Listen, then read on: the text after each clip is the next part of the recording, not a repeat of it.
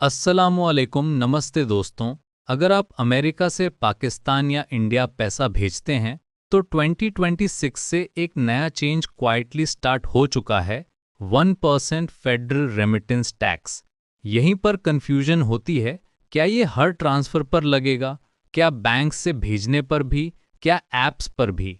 आज की वीडियो में मैं आपको बिल्कुल सिंपल लैंग्वेज में समझाऊंगा ये टैक्स एक्चुअली किस पर अप्लाई होता है, कौन ज़्यादा अफेक्ट होता है और आप लीगली एक्स्ट्रा कॉस्ट कैसे रिड्यूस कर सकते हैं।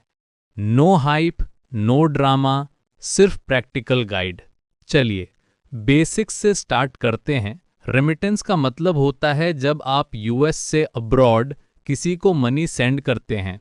जनवरी 1, 2026 से कुछ टाइप्स ऑफ रेमिटेंसेस पर 1% एक्साइज टैक्स अप्लाई होना स्टार्ट हुआ। एक्साइज टैक्स का सिंपल मीनिंग ट्रांजैक्शन के वक्त कॉस्ट ऐड हो सकती है, यह आपका इनकम टैक्स नहीं।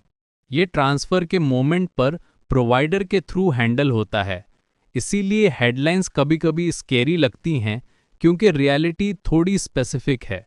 अगला सवाल, किसको ज़्यादा अफेक्ट करेगा?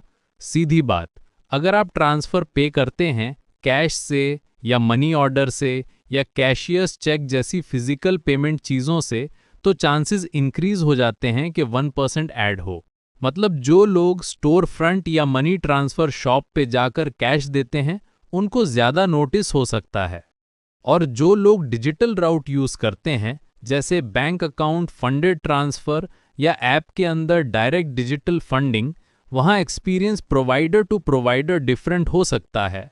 इसीलिए ये वन लाइन याद रखें, हर ट्रांसफ़र पर 1% समझकर ना चलें। पेमेंट मेथड और प्रोवाइडर दोनों मैटर करते हैं। मैं एक सिंपल एग्जांपल देता हूँ। आप $1000 भेजते हैं, अगर ट्रांजैक्शन कवर्ड है तो 1% $10, $2000 पर $20, $300 पर $3। अमाउंट छोटा लगता है, लेकिन जो लोग मंथली सेंड करते हैं उनके लिए ईयर एंड तक मीनिंगफुल हो जाता है। एक और इम्पॉर्टेंट पॉइंट, टैक्स कौन लेता है? प्रैक्टिकली ट्रांसफर प्रोवाइडर ही ट्रांजैक्शन के टाइम पर टोटल कॉस्ट शो करता है। कभी फीस होती हैं, कभी एक्सचेंज रेट का मार्जिन होता है, और अगर एप्लीकेबल हो तो टैक्स लाइन आइटम भी आ सकता है। आपका काम सिंपल है, रिसीट को ध्यान से देखें, टोटल कॉस्ट को समझें और कंपेयर करना सीखें। सबसे यूजफुल पार्ट, मैं लीगली एक्स्ट्रा कॉस्ट कैसे रिड्यूस करूं?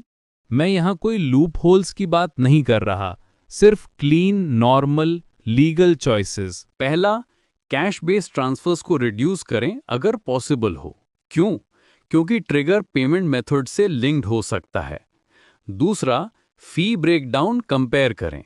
कभी-कभी 1% से ज्यादा डैमेज एक्सचेंज रेट मार्जिन कर देता है।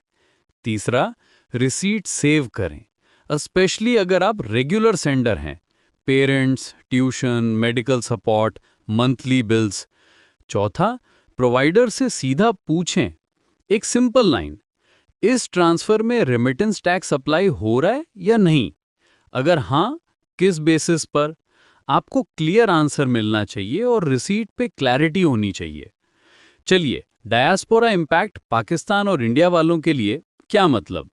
यूएस में बहुत लोग मंथली सपोर्ट भेजते हैं, स्टूडेंट्स, वर्कर्स, फैमिली, सिटीजन्स। अगर आप कैश रूट यूज करते थे तो मंथ टू मंथ थोड़ा एक्स्ट्रा प्रेशर फील हो सकता है। और एक इम्पॉर्टेंट वार्निंग, जब कॉस्ट्स बढ़ते हैं कुछ लोग इनफॉर्मल चैनल्स की तरफ चले जाते हैं। मैं रेकमेंड नहीं करता, रिस्क हाई होता है, फ्रॉड, डिलेज और no protection. Best approach, legit provider, transparent pricing और प्रॉपर रिसीट्स। मैं आपको एक 30 सेकेंड चेकलिस्ट देता हूं, सिर्फ ये 5 चीजें। नंबर 1, पेमेंट मेथड क्या है, कैश या डिजिटल? नंबर 2, रिसीट पे टैक्स का लाइन आइटम आ रहा है या नहीं? नंबर 3, टोटल कॉस्ट कंपेयर करें, फी plus exchange rate plus anything extra. Number 4, अगर आप मंथली सेंडर हैं तो कंसिस्टेंट डिजिटल रूट कंसिडर करें। नंबर 5, फैमिली को टाइमिंग बता दें, वीकेंड्स और हॉलिडेज पे डिलेज हो सकते हैं। क्लोजिंग, बॉटम लाइन ये है, 1% रेमिटेंस टैक्स जनवरी 1 2026 से इफेक्टिव है, लेकिन हर ट्रांसफर पर ब्लैंकेट अप्लाई समझना ठीक नहीं। आपका बेस्ट डिफेंस सिंपल है, पेमेंट मेथड समझें, रिसीट रीड करें और ट्रांसपेरेंट प्रोवाइडर चूज करें। आप कमेंट में लिख दें, आप पाकिस्तान को सेंड करते हैं या इंडिया को, और आपका मेथड क्या है, कैश, बैंक या ऐप। वीडियो यूजफुल लगी हो तो लाइक और सब्सक्राइब कर दें। मैं ऐसे ही diaspora focused practical updates simple language में लाता रहूंगा। खुदा हाफिज, टेक केयर।